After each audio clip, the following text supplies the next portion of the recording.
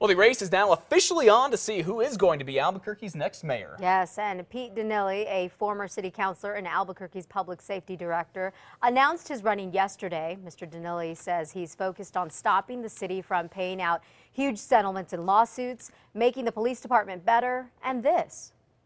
When I talk about the Albuquerque Fire Department and the Albuquerque Police Department, my intent will be to remove and replace both chiefs, as well as a number of the deputy chiefs, and for that matter, commanders. Dinelli isn't the only one who could end up running for mayor. Former Lieutenant Governor Diane Denish is thinking about it and could decide by the end of the month. There's also Albuquerque's current mayor, R.J. Berry. We called his office yesterday to see if he's going to run again, but he wasn't available to talk to us. Others who say they have thought about running include retired Police Sergeant Paul Heath, U.S. Department of Agriculture Executive Terry Berner, City Councilors Ken Sanchez, and Pastor Steve Smotherman.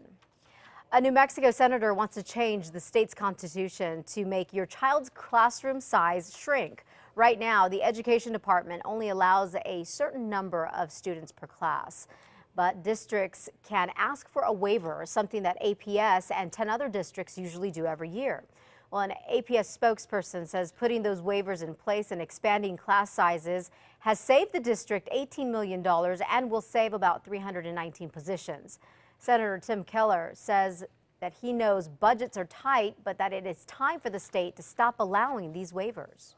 Every year we waive that statute. And what a lot of other states have found is that if you don't put this in the Constitution, politicians will always waive it each year. Keller has pre-filed a bill to limit class sizes by 2020. Monica Armenta, spokesperson with APS, says the district fully supports Keller's bill. Legislators will also be talking about banning texting and driving everywhere in the state when they head back to the Roundhouse. Representative James Smith has a plan to make it illegal and give you a $100 fine if you're caught. And State Senator Peter Wirth wants to make you pay $300 every time you're caught texting and driving. Legislators have tried to ban this 4 times in the past, but they've not been able to. Just so you know, New Mexico is one of just 11 states that has not outlawed texting and driving just yet.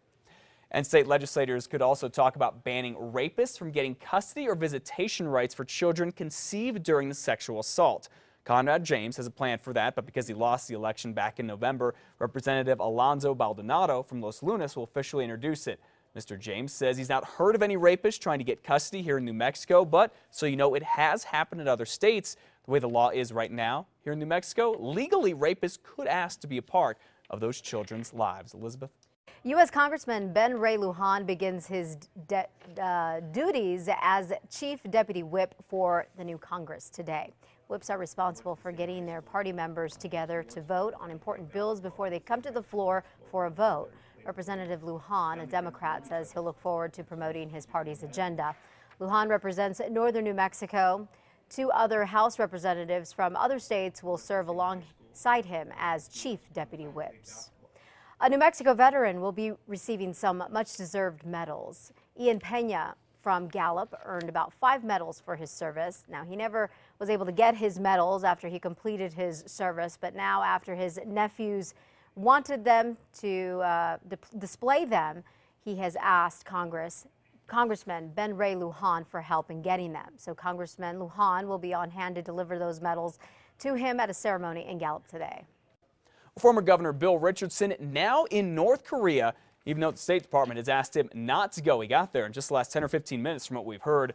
Richardson is with Google's executive chairman, Eric Schmidt. They both say this is a, quote, private humanitarian mission, not an official government one. They're going to look at North Korea's economy and try to help get a U.S. citizen out of jail there. The search continues for a missing Colorado teen. Investigators say leads are dwindling after thousands of tips came pouring in last month. Officials say the Dillon Red Wine Task Force is continuing its investigation into the disappearance of the 13-year-old. But La Plata County Sheriff's Department officials say that the number of tips coming in has dropped from several dozens a day to about 2 or 3. Dillon was reported missing back in November on the 19th, less than a day after arriving in Vallecito near Durango for a court-ordered visitation with his father over the Thanksgiving holiday. The reward for information leading to Dillon's whereabouts is now at about $20,000.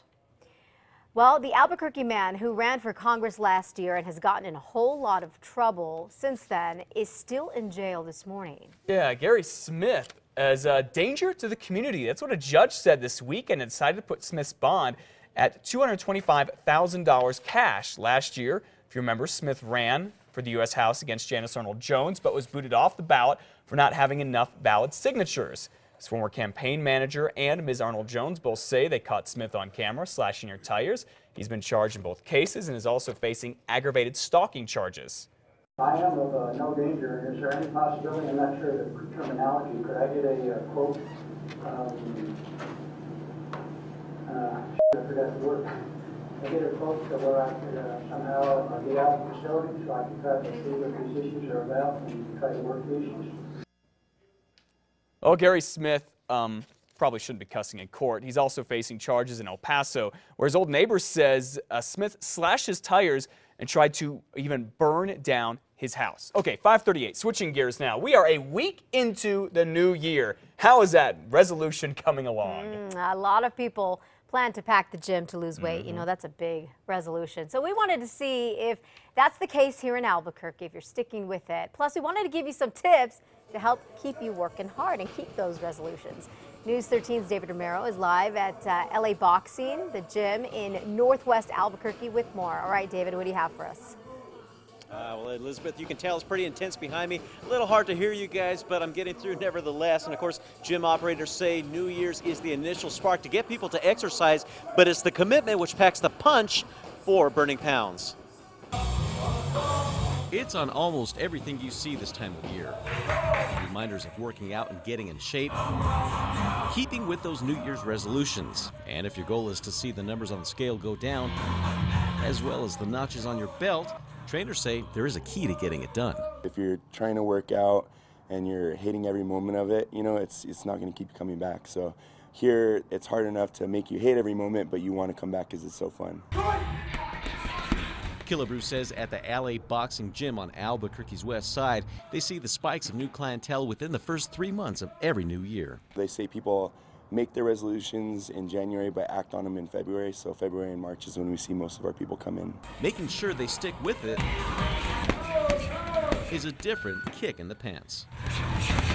You got to make your goals realistic. You got to have the right person leading you.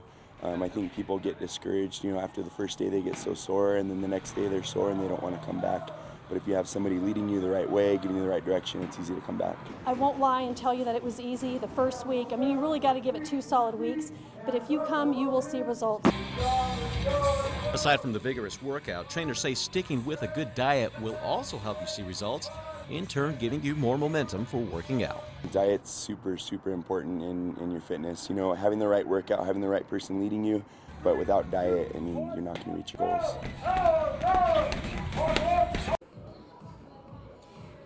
And of course, before you start any kind of regimen, it's recommended that you get a full checkup from your doctor, whether it's regular, any kind of exercise, or an intense workout like kickboxing. Back to you. All right, David, let me tell you, so motivating to see so many folks out there working out at 5:40 in the morning. I am motivated. Right. Great story, David. Thank you so much. By the way, just to give you an idea how intense that workout is, the kickboxing instructor says that people can actually burn an average of 800 to 1,000 calories per session.